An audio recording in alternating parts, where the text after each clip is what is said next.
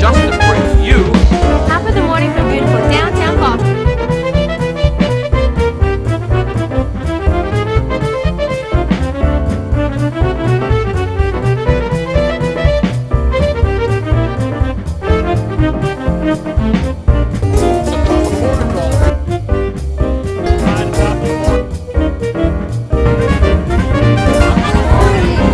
We're gonna make it shine, equity law so fine. We're gonna make it shine, equity law so fine. We're gonna make it shine, Title IX, Title IX, Title IX. Provided the refreshments, so we thank him very much, and please help yourself. Thank you for being here. I don't have to do much of an overview because many of you are here to celebrate. You know about Title IX and how important it is. One of the reasons we wanted to have this celebration between the Mid-Atlantic Equity Center, the Maryland State Department of Education, the Women's Heritage Center, the Maryland Commission for Women, is that it's the 40th anniversary, unbelievable for those of us who worked on it 40 years ago. And most of the news coverage during this 40th year was talking about athletics only. And athletics is very important, and we've made huge strides. We wouldn't have had the women's soccer team or all these other young women who've come through the ranks in the last 40 years and had the opportunities they've had in large part because of Title IX. But it also applies to every other aspect of education, and that's what we hope to celebrate today, to help make people aware of and to build on for the young people to come. I have to say our most senior participant may be the godmother of Title IX, Bunny Sandler, and our most junior participant is Emma Dodson, who is an 8th grade student from Calvert County, and she's here with Margaret Dunkel, who's the chair of the Calvert County Commission for Women, and Emma is doing a school project on Title IX. So it's perfect timing, and it's our past, our present, right, our past, our present, and our future, and it's what we are hoping for in terms of our society and our school systems. So we welcome you. The program today will have a couple of different panels, pioneers, some of us old timers, starting with the godmother. Seasoned. And I want to say the person who's been here the farthest is over back there, who's a distinguished Fulbright teacher from India. So we have quite a range. We're having 2 panels, loosely structured, that will talk about the history of Title IX, what it was like 40 years ago, how it came to be, and some of the work that was done to have it to happen. And then there will be, after the historical perspectives, current updates. And Linda Shevitz, who introduced me originally, is the Title IX person and Ms. Educational Equity for the entire state of Maryland, and who I have to announce in case everyone doesn't know, current updates. And Linda Shevitz, who introduced me originally, is the Title IX person and Ms. Educational Equity for the entire state of Maryland, and who I have to announce in case everyone doesn't know, just received the National Award from the National Association for Multicultural Education.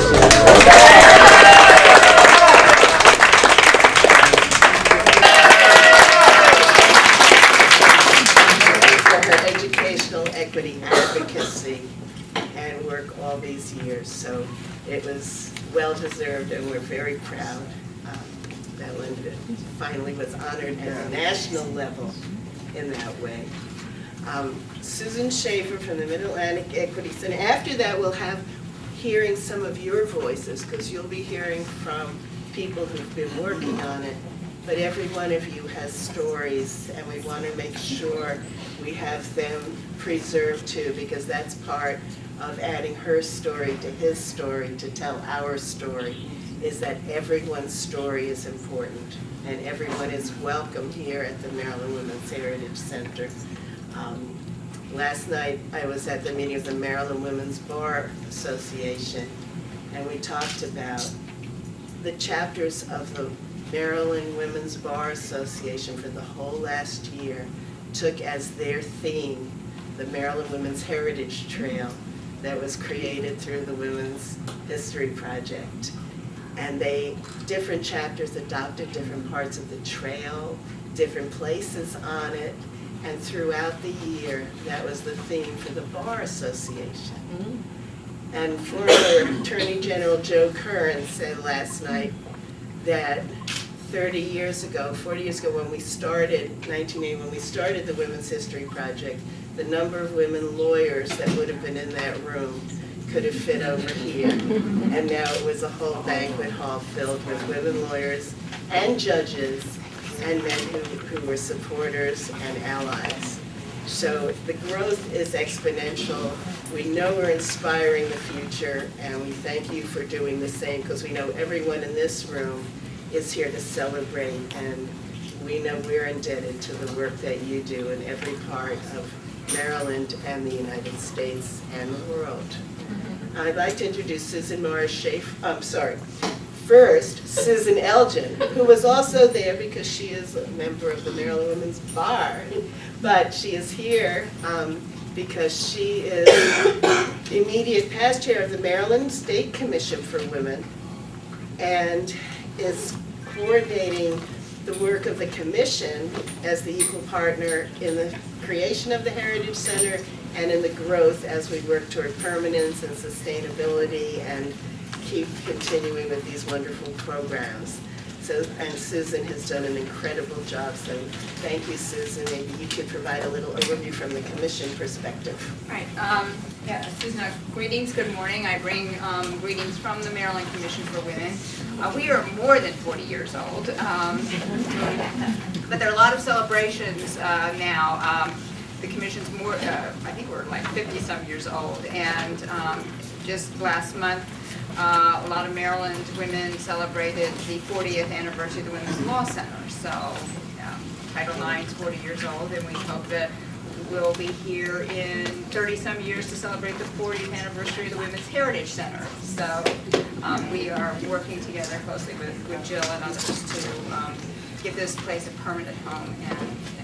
But I welcome you all on behalf of the commission, and anxious to hear the history. Not that I don't know it, but it'll be nice to have an overview of Title IX. And it's the best when you're celebrating Title IX in this center that all of you have been such a part of creating, and that we're a little over 2 years old, which is so incredible at this point, from a dream, and meeting such obvious needs in our state and in our country. But we have a lot of, not a lot, but quite a few men involved. We keep saying men can't be involved unless they had a mother. And usually that enlists their involvement.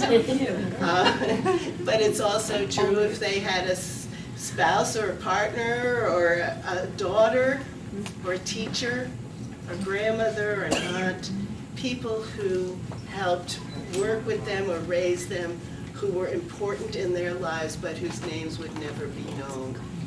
And we are soliciting and preserving those stories of the unsung heroines. And so one of our very greatest allies is John Smealy. I'm telling you. And we treasure, John, the support you've given the Center from the Maryland State Department of Education and your own dedication to preserving and telling these stories and inspiring the future. So, John Smealy. Good morning. I always hate to follow Jill because, well, you know, there's very little I can add. And it's a privilege to be here. There are many times that I'm able to walk across the street. I learn every time I come. I was telling Linda Lindsay, the last time I was here, I just must have missed the World War II exhibit. It wasn't up then. And got lost in that this morning. It's truly an educational experience every time anyone comes here, but I value it greatly. Unfortunately, the fiscal cliff is the place I'm spending a lot of time lately, so it's really nice to be here today and also working on the fiscal year 14 state budget, if you can imagine that. But of course, it's sort of a murky picture with the federal fiscal cliff levy. So it's great to take a break and steal some time and come out of the rain into this bright, warm, welcoming. It's always like joining a family when you walk into this wonderful center. The interesting thing I share with Title IX is that I started teaching 40 years ago, so I've had a wonderful opportunity to sort of see Title IX from my perspective in about, I don't know, 50 or 60 jobs. I can't hold a job. I have a lot of roles. But throughout those roles, I've had that, when you think back 40 years ago, it's just a very different landscape in so many ways, obviously, but certainly the impact that Title IX has had is beyond substantive. It's a wonderful, wonderful opportunity to celebrate. I don't know if you've had a chance to look over here at the exhibit on Title IX, but it's really quite interesting. Artifacts representing 25-year celebration, 30, 35, and here we are at 40. So just one exemplar of the terrific work done here at the Heritage Center. I also want to add our thanks. Wonderful to see our good friend Susan Schaefer here. Thank you for the colorful and delicious. Our friends at the Mid-Atlantic Equity Consortium are just fantastic partners. It's great to see you here. Thank you so much. And also get to acknowledge the fact that I'm almost always wearing two hats. I have had the privilege of working with two recently outstanding women in the field of education, Dr. Nancy Grasmick, of course, and now Dr. Lillian Lowry. And I'm here not only representing John this morning, but I do bring greetings from her. She is in Annapolis this morning, so actually I think I'm better off working on the budget across the street than being in. We love Annapolis, but it's better to be. So I better stop. I didn't get in trouble. Also, I was so proud to work with our wonderful Linda Shevitz, and I was going to mention that national award that Jill stole. We're so proud of Linda, and it's a privilege to work with her every day. And she always manages to clue me in on these things, and I get to come, and I'm the only thing standing between you and the program, so I'm done. Please have a wonderful, wonderful Friday, and enjoy the wonderful activities here this morning. And I'll get to work finding some money for fiscal year 14 so we can keep supporting this great center. Thank you so much.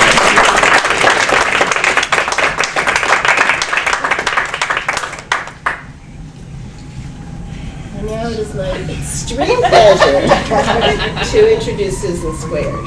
That's right. We go from Susan Elgin from the Maryland Commission for Women to the Mid-Atlantic Equity Center and Equity Consortium. Susan has been a forever advocate. Some of you know that when she was still at Berkeley, not recently, she was a history teacher. She actually co-authored one of the very first women's history in the United States called In Search of Our Past. And that was under the Women's Educational Equity Act, which some of you remember. And that's extremely important. So Susan has hung in with these issues, made a huge difference, not just on gender equity, but parent involvement, community resources, working together collaboratively on issues pertaining to education at every level, including she serves on the board of the education area at Bowie State University. So it's kind of comprehensive in so many areas, and we're very pleased to have other staff members from Mid-Atlantic Equity here. And I'm especially proud to introduce Susan Schaefer and to thank you, Susan, also for all the years of amazing contributions.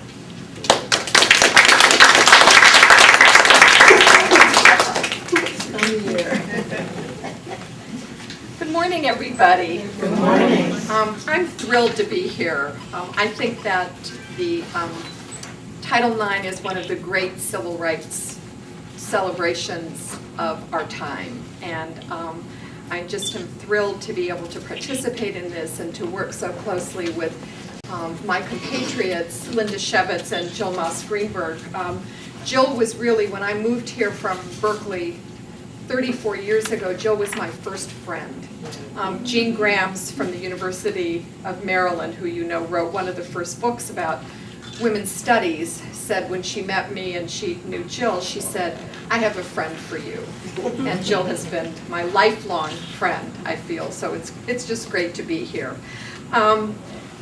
I want to go over, Linda Shevitz always gives us jobs, and I like to be very task-oriented. So if you open up your folder, I just want to give you some idea about what you'll find in here.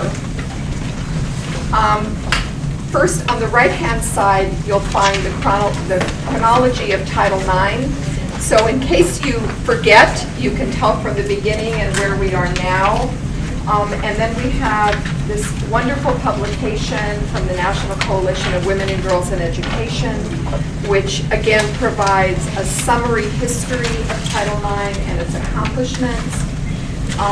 And then behind that, you'll find, again, another article that talks about, again, where we were with Title IX, what some of the challenges are, and where we are today. So it gives you more information. And on the back of that, you'll see an article by Linda Shevitz that congratulating and celebrating a happy anniversary to Title IX. And then we have two different, thanks to the feminist majority, we have two different publications. One that's Title IX Resources, and the other that has Title IX Questions and Answers. And some of those, I think that you'll find answers today from the various panelists who will be speaking.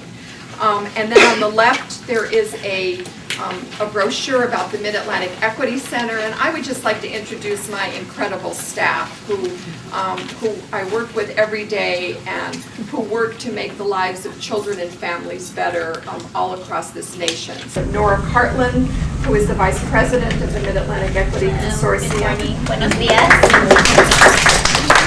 And my Pamela Higgins Harris, who many of you know. As many years as I have, and Dr. Wanda Grant, who is with us and who works diligently with our 6 schools in Prince George's County Public Schools and is the former Director of Family School Community Partnerships for Prince George's County Public Schools. We seem to be able to benefit from the retirees of Prince George's County Public Schools. And then there is a fact sheet about the Maryland Women's Heritage Center, and again, an evaluation sheet which we'll collect at the end. So what we're going to do next is, and I think there's other materials that Sue Klein also brought today. Is that correct, that are on the table? Anything else, Lynn? And the National Women's Law Center. Okay, so you're going to have a lot of resources. We are the perpetual bag ladies, so you're not going to go empty-handed. You're not going to go hungry, and you're not going to go empty-handed, okay? Our mothers taught us well. My first introduction to Title IX was really prior to Title IX. I was pregnant with my first child, and they really did not want me to teach anymore because I was pregnant. So I was asked by the folks who put together a class action suit to be part of that so that women who were working could continue to work and be pregnant at the same time. So I'm very proud to be part of those initial activities, and then worked in California to get Title IX passed, going around from county to county talking about the importance of Title IX. And it's just been an incredible journey because at first we talked a lot about the impact of Title IX on girls and women. And then we realized, and I'll talk more about that when I tell you about the findings from OCR, that this is really an issue that deals with both genders. And we want to remind people of that fact, that boys are impacted adversely in terms of gender. And as educators, if we really want to look at what we need to do in terms of really creating an environment where every child can learn to the best of his or her ability, we need to look at gender issues within race and ethnicity and language. And only then can you really understand the full picture and the full story of what we need to do and what we need to look at to make the best decisions we can for our kids. You are very fortunate in terms of the panel that I'm now going to introduce, and I'm going to let them introduce themselves.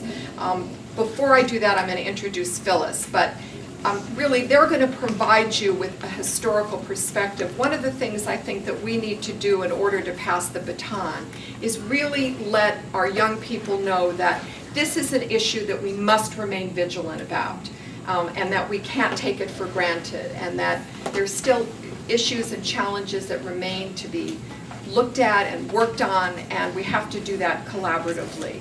So it's important to remember what our history is, because if we don't know it, then how are we ever going to not be making the same mistakes over and over and over again? So we are just thrilled to have these pioneers here today. It was like old home week when we first arrived. It's just wonderful. Of course, none of us age, only Title IX ages, just so that you know, in case anybody was wondering. But before we do that, in the tradition of Lerner and Schaefer and Moss Greenberg and myself, we always have to have an icebreaker, right? And there's nobody better than Phyllis Lerner. Phyllis is one of those, well, for me, she's an unsung heroine who has made a huge difference in the lives of children and has worked tirelessly for Title IX throughout her entire professional career. So it's my pleasure to introduce Phyllis Lerner. I feel like I have often said to these characters, I could do stand-up feminist comedy. And I think that's what they want me to finally do. But I'm not. I will tell you that if I've been given 10 minutes. If I could easily spend my 10 minutes thanking everybody else, but that would now be redundant. So I'm going to get you engaged. And I'm going to do something called the 2-3-4. Which, if you have a mathematical mind, adds up to, okay, this was, I'm going to, because we know in the research, women don't want to shout out an answer unless they know they're right, and that they do need a little wait time to respond, and they might even work better by checking in with a partner. I'm going to go back and say that again.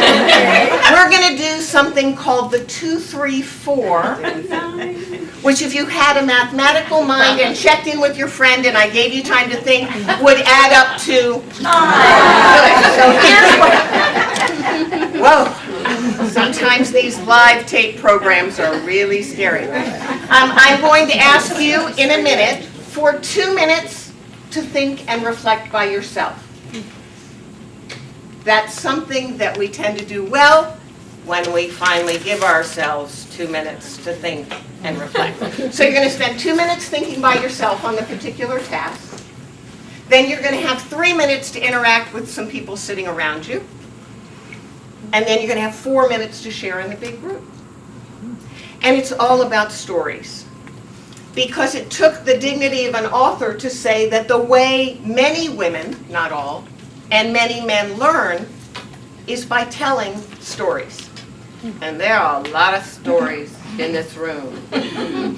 And some of them are good, and some of them are bad, and some of them are ugly. But they're probably all going to be celebratory today. You will need something to write with, and it's the one piece of equipment probably that was not given to you as you signed in. So please grab something to write with and take one of these handouts. You won't know what to do with it yet. Don't be anxious though. We're not doing this online, so there will not be any recording of your results. If you don't have one, would you please share it with someone sitting nearby? Don't give people a chance to reflect and think before they open a discussion, and that's one of the reasons why teachers typically call on the first, second, or third hand up, because we're so happy to see anyone's hand up. We think it means that people out there know something, which means I must have done something right in my teaching. Hopefully, by giving you at least 2 minutes, you had a chance to create and document some of your own data. So now what I'm going to ask you to do for 3 minutes is you're going to meet in small groups. And when I was a young teacher, we spent a lot of time counting people off. And then whoever didn't get counted in was out. But we don't do that anymore. We understand inclusion. So I'm going to ask you to create groups of 3 or 4 and circle up your chairs.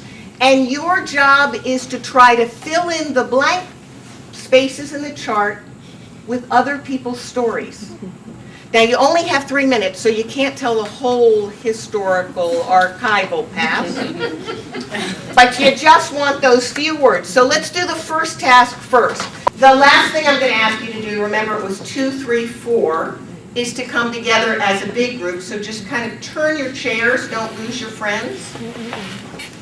And are there any boxes that your group still needs to fill in? Oh, yeah. Oh, yes. Nina just reminded me, one of the best things to do in education to keep the energy up is not to give people so much time that the task burns out before they do. I was only given 10 minutes. So how about, did anybody hear at least one good story? Oh, yeah. Cool. Did anybody hear one bad story? Yeah. Oh, yeah. All right, how about an ugly one? An ugly story. All right, let's try and pull one of each. So if there was a good story at your group that you would love to hear people share in 30 seconds or less, could you kind of volunteer your colleague? We got a good story to share? Oh. Here's one. I'm going to hand, okay. But it's got to be good and fast. Good and fast. This is fast. This is fast. Okay. Back in 68. Back in 1968, when I was nearly a child, both of them, American University had instituted Frederick Douglass Scholarship programs. And as a result of that, DC residents that were African American were able to get the benefit of going to American University. If you were out of state, then you could get tuition. So that was an opportunity that might not have been available to us at another time. Okay. Another good story. Is it a good story or bad story? We're still on good. Spin around once. I'm going back because I have to watch the clock. A bad story. Back in the 60s, early 60s, you needed to stop teaching by the 4th month because you definitely couldn't show and continue to teach. What? You what? You definitely couldn't show and continue to teach. So by the 4th month, and if you were one of those who showed before the 4th month, you just had to get out of there. And for those of you that don't recall, that was often the case with students. Now, rumor has it, there is one stat that has not changed, and it's important you remember this. 100% of the young people who get pregnant in public schools are female. Quote me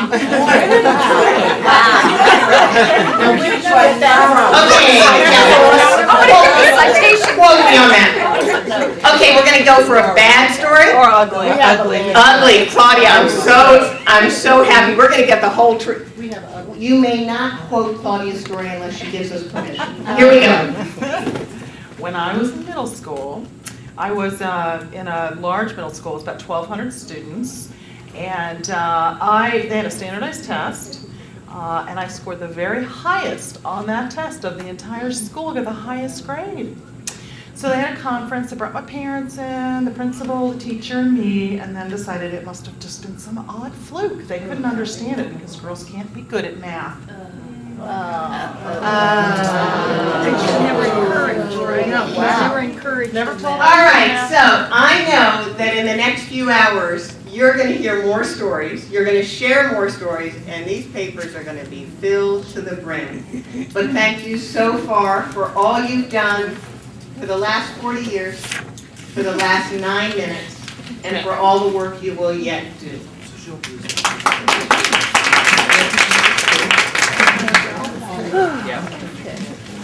Before Susan starts with the next part of the program, I do want to say that last year, our board here was a history of women and civil rights in Maryland. And Phyllis was on a panel last year for all the work that she had done for Title IX and gender equity.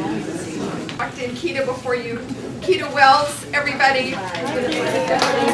Staff, one of our great family, community, student engagement specialists. Okay, what we're going to do now is offer a historical perspective. Title IX got started at the University of Maryland. I was teaching there. I had just gotten my degree. I had been teaching there for a number of years, and they had 7 openings. This is an amazing number of openings all at once, and they didn't even consider me. And so I asked one of my friends on the faculty, I said, how come they didn't even consider me for one of those positions? And without skipping a beat, he said, let's face it, Bunny, you come on too strong for a woman.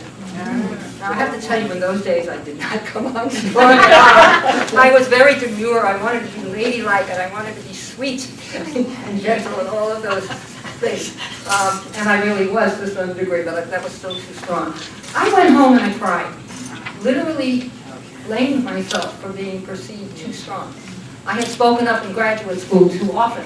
I had spoken up and asked questions of faculty members, raised issues and stuff like that, and really blamed myself. And my then husband was very good on this issue, and he said, are there strong men in the department? And still weeping, I said, yes. And he said, well, then it's not you. I said, well, then what is it? And he used the word sex discrimination. This is in 1969. We don't even know that word very much. You see it in the papers, and it says all these castrating, man-hating women. They weren't even using the word feminist at that point. But the people who were associated with women's issues, were really seen as not nice people. And I kind of believed that, because I didn't know better. And I didn't want to be like one of those, but here I was facing something, and I had to think about it. I was fortunate that I had 2 bad incidents within 2 or 3 months. I've often thought if they were a year apart, I might not have connected them. And I said, well, this must be illegal, because it certainly is immoral. So I'll just read up on the law. I've never shown the slightest interest in law whatsoever. But I started reading, and I quickly learned that in 1969 there were no laws at all that prohibited discrimination against women as students, as teachers, as faculty members, as administrators, as whatever they were doing. As long as they were in education, they were not covered by any of the laws. So I thought that was kind of strange. So this is the height of the civil rights movement. A lot of things are happening. Not quite the height. Lots of things are happening. And so I said, well, why don't I read up about how African Americans got some stuff done. I think there was a Civil Rights Act. I vaguely heard of this and so forth. So I started reading. And there was a report from the Commission on Civil Rights. And I started reading about different things. And they were only talking about African Americans. No one had discovered Native Americans or Hispanic Americans yet. It was too early. But they were... Then I was reading all these laws, and then I was reading about a presidential executive order. I didn't even know what it was.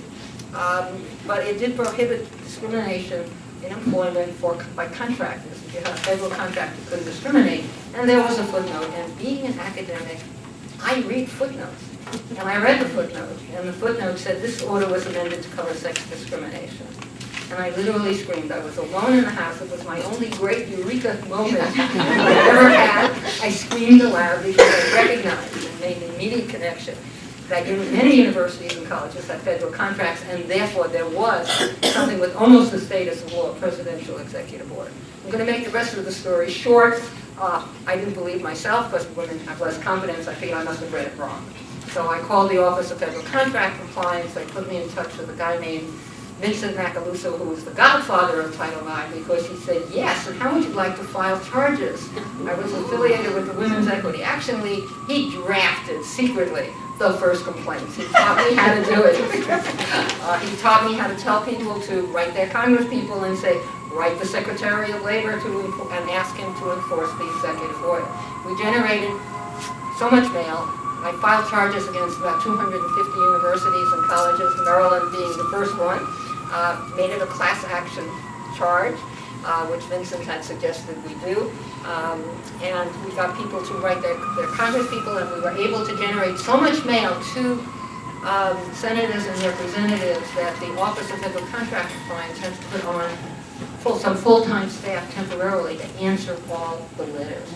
As an aside, I should tell you later, all of the complaints got lost, but it didn't matter, because what happened, and in 4 months, and at that point, I didn't realize that was fast for the government to help. In 4 months, I thought it took them forever. In 4 months, they did the first investigations of Harvard and the University of Michigan. 2 schools I had not filed charges against, other people had, and I was a little miffed, but of course those were the right institutions to file. The rest of the story is, very short. If anyone wants to read the whole story, it's on my website, which is just www.berniesandler.com. I was sending copies of the complaints to some of the people, members of the Congress, who were on the Women's Equity Action League board.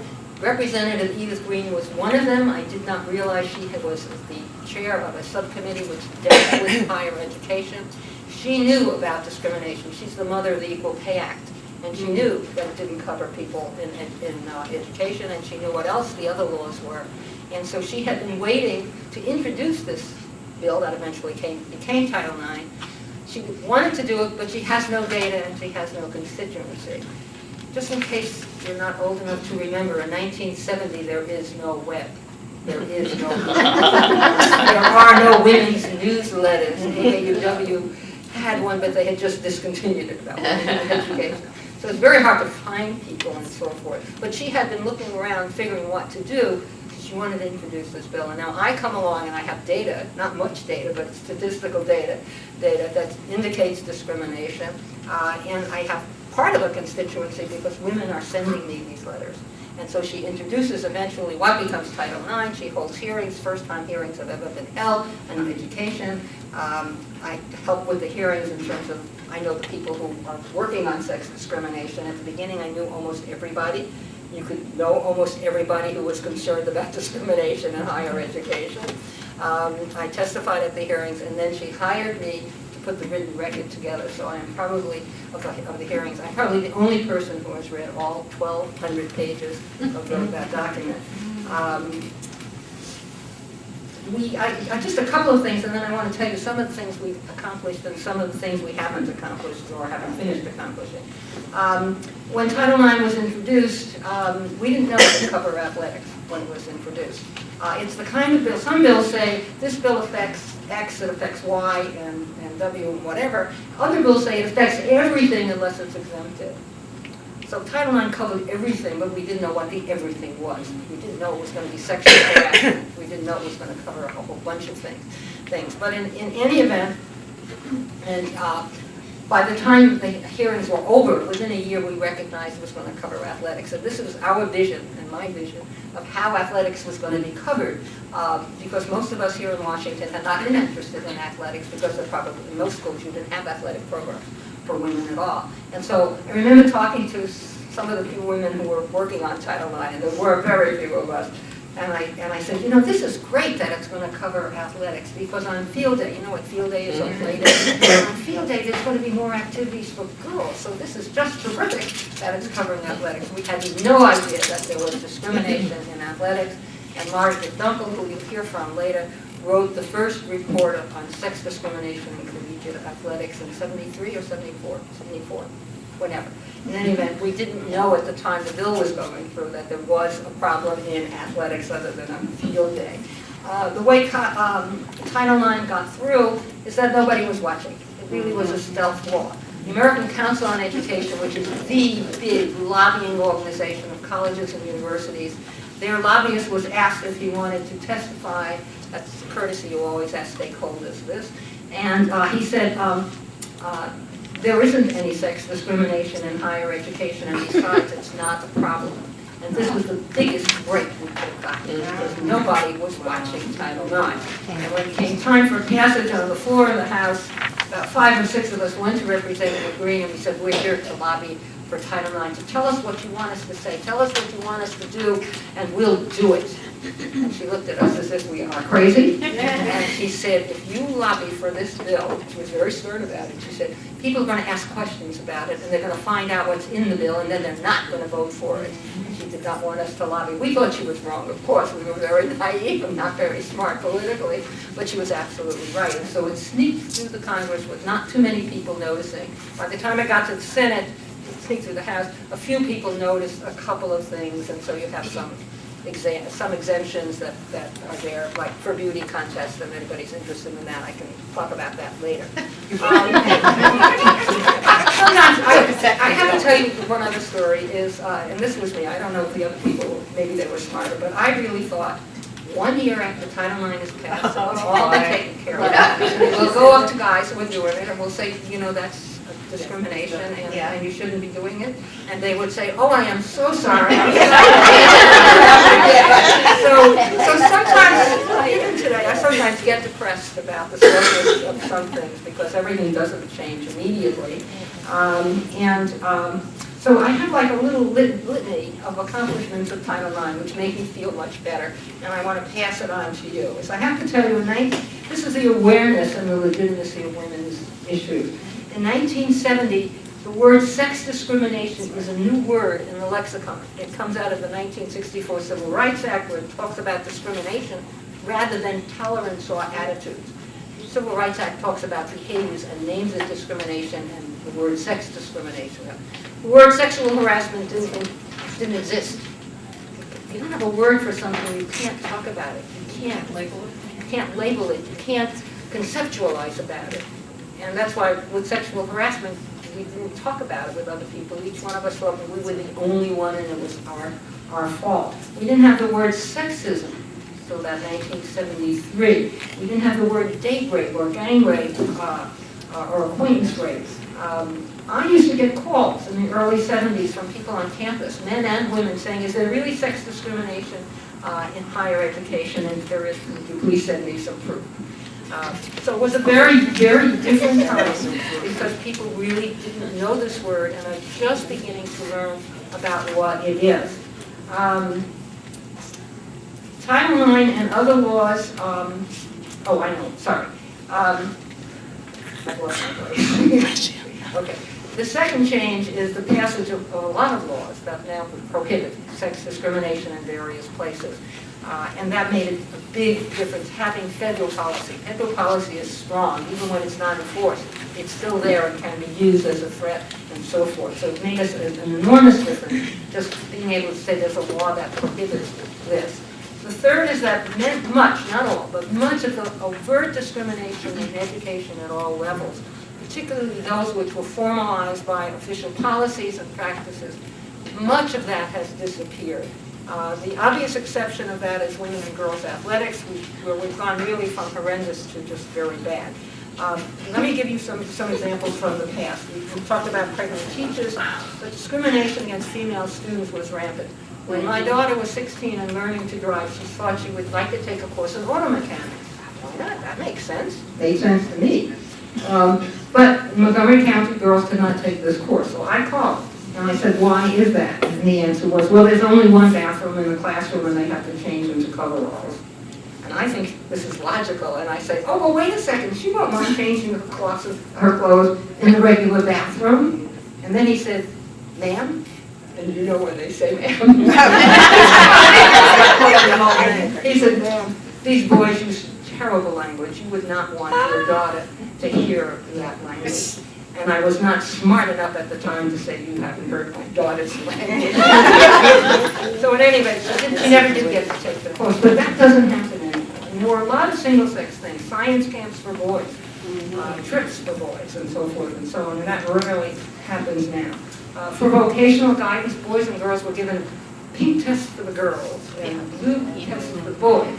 And they asked a number of questions, and some of the questions were the same. And if you were a female and you said, I'd like to help people, they said, well, have you thought of being a social worker, which is a very noble profession, and I actually considered it at one point. But if you were a male, you should think about psychiatry. This is really a good growing field for you. So they were steering the women and the girls into very different kinds of professions. And it was no wonder on career day, and I don't know if you had career day in your schools, but it was in my schools and in other schools, it was only for boys. They went to career days while the girls were given a fashion show. So you see what different messages are being given there. My own childhood memories of school include the following. This is before we had ballpoint pens, we had ink wells. Old enough to remember that. But I wanted to fill the ink bottles because the boys would get to go to the basement and fill up this huge bottle from an obviously larger container, and no one else was ever allowed in the basement. And I never got to do that. I wanted to be crossing guard and wear that sash across my body, but again, only boys could do it. And it was only years later when I was a runner for a while, I bought myself a fluorescent sash. But I didn't realize that at the time. It was my childhood dream of having this sash. And most of all, the height of technology then was the slide projector, and we had just gotten one in my school, and I wanted to run it in the worst way. And of course, only boys could do that. And again, when I first went out on my own, without realizing it, one of the first things I bought was a slide projector. But it was really related to what had happened there. And that was not unusual in many schools. These kinds of policies were rampant.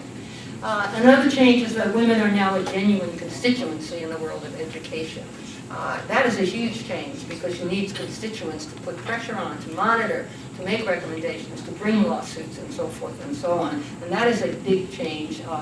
Many teachers are concerned and many students are also aware, and they do Title IX history projects. There's National History Month and National History Day, and I get calls and emails from young people who are doing this.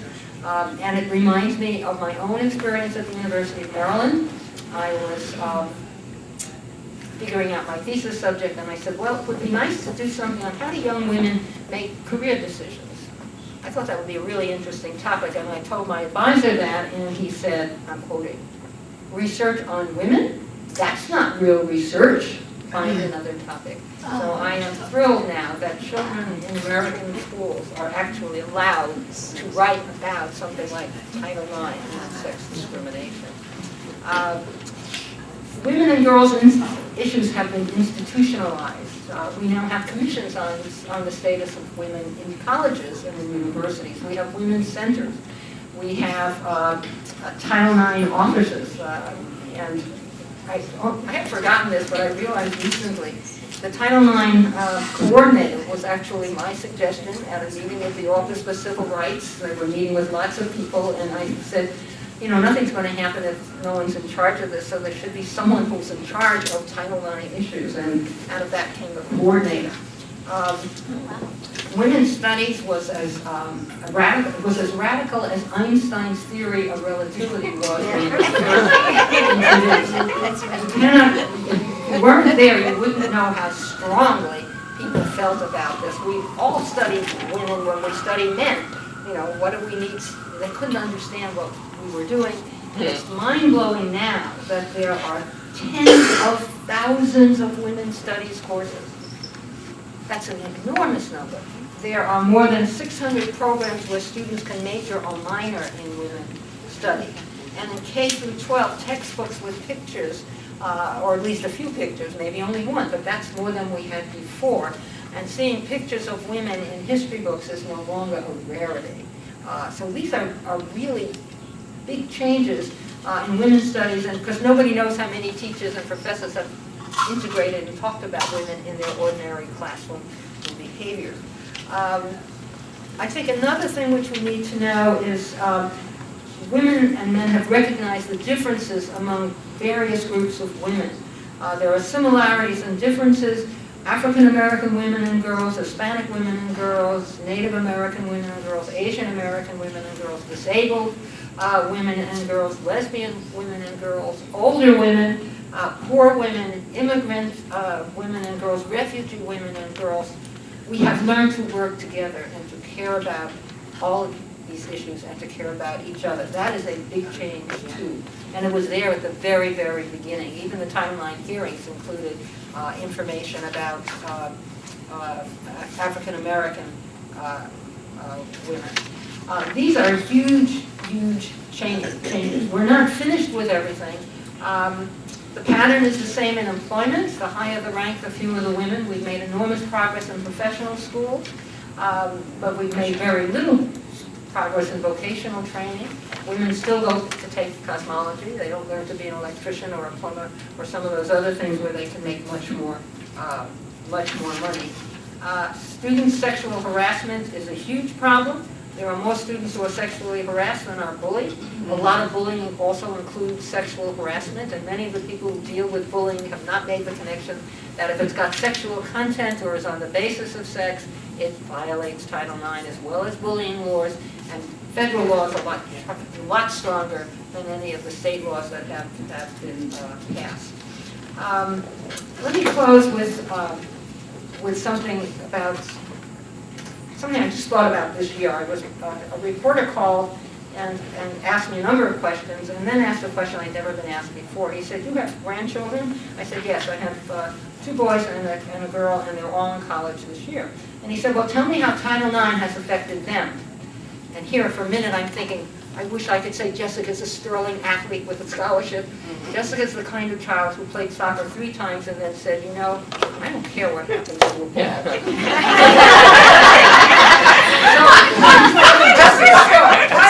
Thinking, what am I going to say? What's the difference? And then it really hit me. And I said something.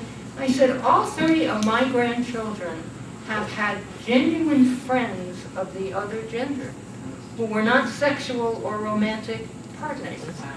That could not have happened when I was a child, unless you maybe had grown up with somebody next door, since baby, but it was extraordinarily rare. We would even sometimes have discussions whether it was even possible for men and women to be friends and not be sexually involved, and serious discussions.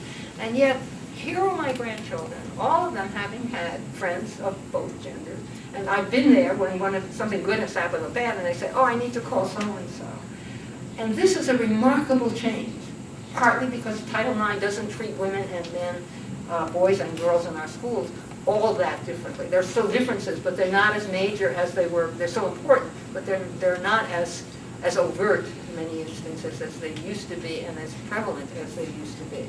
So what I'm thinking now is that actually Title IX and the women's movement is really about making the relationships between boys and girls, men and women, more equitable, more fair, more respectful, more equal, if you will. And that's what Title IX is all about. And the impact of that part of Title IX, or just all of Title IX, is going to be as strong as that of the Industrial Revolution. For we are talking about a worldwide movement. We are talking about not just higher education or K through 12 or anything like that. We are talking about the world. And that's going to be a different world than it is now. That change has begun. It will be a very long, long journey. None of us will see and finish that journey. Probably our grandchildren won't finish it either. But we have taken the first steps of that very long journey. Thank you very much. Okay, I'm just going to say, I've heard Bernice speak so many times, and I know learn so much every time, and what a role model and mentor she's been for all of us. But one thing that she said that was so true about the legislation, I was a judge for National History Day, and a student from Michigan, an 8th grader, had done her project on Title IX. And her parents and her grandparents had never been admitted, her mothers, to nursing, to medical school or law school. So I said, "What's the one thing that you learned most about Title IX?" And she said, "I used to think when they passed federal law that everybody just obeyed it. And I learned you have to file a lawsuit." Oh. So it's still happening. Bernice, before the panel comes up, Susan's going to introduce. There's a Passing the Torch that came out, it says years ago. Yeah, 1995 Women's Right to Vote anniversary. And I would like you to just pass it to the pioneers, and Susan will introduce the panelists. Okay, thank you.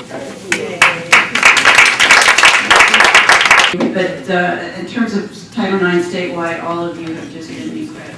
And of course, the Heritage Center is very proud to be a part of that. Okay, we're going to end with an ode to Title IX. It was originally done, I think, in 1930, and it's been updated with verses. So if you would take one of these, and Phyllis Lerner will come up, and we are doing this, we're leading this together. We will teach you the chorus, and then we'll just go around, and when it comes around to you, you read one of the verses. It'd be an auto body class, because as females, this one course we could never pass. But my great drive to work on cars, they just couldn't stop. And now I own the Hit the Road Auto Body Shop. Everybody, Thanks to Title IX. Okay, you take that over. They told me as a male that home ec class was not for me, that learning how to cook for boys just wasn't meant to be. But I completed class cuisine with skill and mastery, and now I run a restaurant of 4-star quality. Thanks to Title IX. You don't need math or science, my counselor said to me, not the counselors I know. Prepare instead, a woman should for domesticity. But I love trig, and calculus, and physics called to me. And now I have a highly paid career in chemistry. Thanks to Title IX. Computers are a male domain. It just comes naturally. My school did not encourage girls to use technology, but I created a new home page and always was online. Now I'm using software that is of my own design. Thanks to Title IX. My admission to their program, one law school did deny. Their policy was clear. They said no woman need apply. But now my education, no college can decry. I, even if I want to, can go to BMI. Thanks to Title IX. This little white Oh, yeah, we're supposed to. With equity law so fine, we surely made it shine. Equity law so fine, we surely made it shine. Equity law so fine, we surely made it shine. Title IX, Title IX, Title IX. I knew I felt uncomfortable with comments, looks, and stares. But of these hurtful actions, my school seemed unaware, until I said harassment was what was going on. Then OCR stepped in, and these behaviors were to be gone. New OCR guidelines about bullying in school added gender stereotyping, which became a law-based tool. Thanks to Title IX.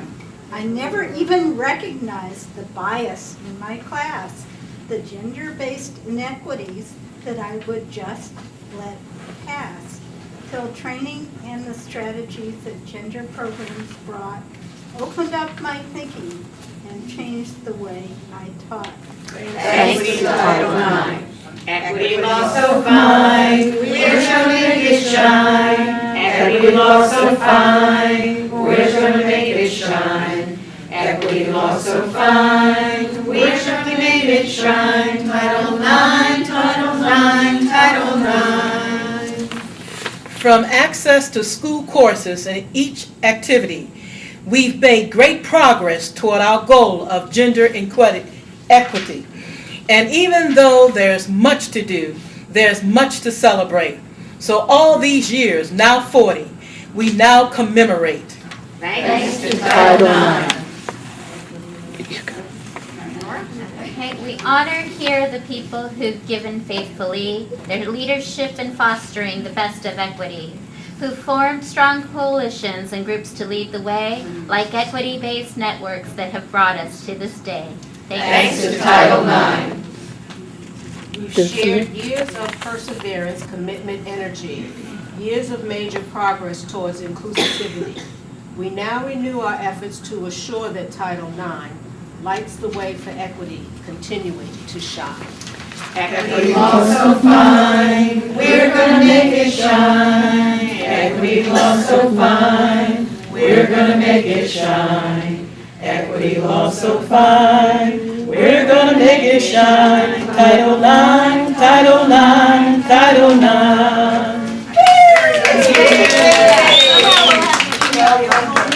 Left out of a lot of different anecdotes.